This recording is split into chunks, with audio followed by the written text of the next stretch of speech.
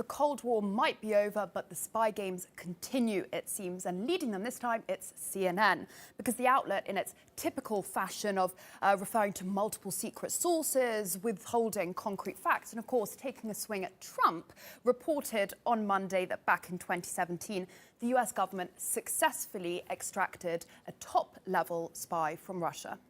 Multiple Trump administration officials tell me, and these are officials with direct knowledge, that in a previously undisclosed secret mission in 2017, the U.S. successfully extracted from Russia one of its highest level sources, covert sources inside the Russian government.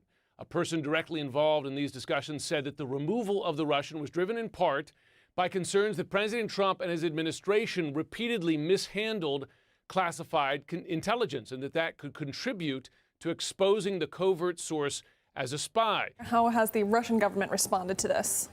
Well, in the absence of any hard evidence, the rumour mill, of course, went into overdrive, and the spy was widely speculated to be Oleg Smolenkov. Now, Smolenkov is a Russian national who previously worked at the embassy in Washington before becoming really a third-tier state councillor, so not particularly influential. In the articles, though, he's being painted as one of the CIA's most valued assets who had access to the highest levels of the Kremlin. And today, Russia's foreign minister, Sergei Lavrov, said that while he's not going to comment on rumours, he can confirm that he's neither talked to Smolenkov nor even met him. Shortly afterwards, the Kremlin spokesperson also came out and said that he really tried to lay to rest the idea that Smolenkov was really part of Putin's inner circle. It is true that Smolenkov worked in the president's administration, but several years ago he was fired. His position wasn't that of a top official. All the discussion in the US media about someone urgently extracting someone and saving someone, etc., it is part of, as you know, a sort of pulp fiction genre. And on the other side, what have we heard from US officials? Well, the other aspect of this story that poses some questions is what role Donald Trump played. This is a CNN article, after all. Now, the spy was said to have been targeted long ago, so long before Trump came to power, and really cultivated for a long time.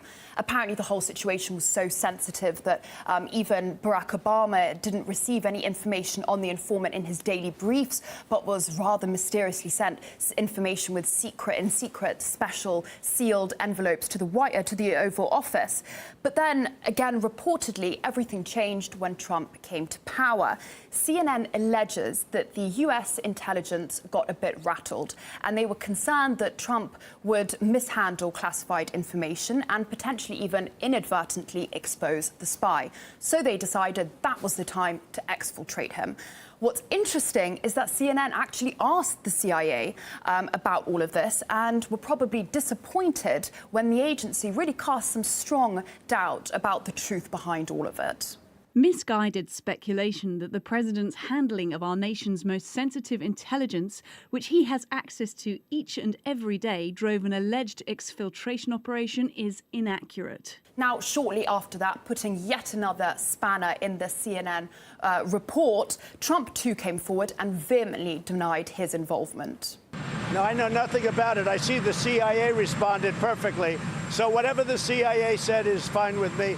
But I heard they responded perfectly. I know nothing. So there are many holes to this story. We're relying on anonymous sources and classified information, which makes it almost impossible to verify. Then, of course, the major actors are denying any involvement or indeed knowledge of the case, despite being named and sort of shamed quite confidently, but without really any evidence in the report. The fact that it also conveniently depicts Trump as a person incapable of dealing with the discrete demands of office is probably a bonus for the US media. But with so many loose threads at this stage, it certainly, more than anything else, reads like a very good spy thriller.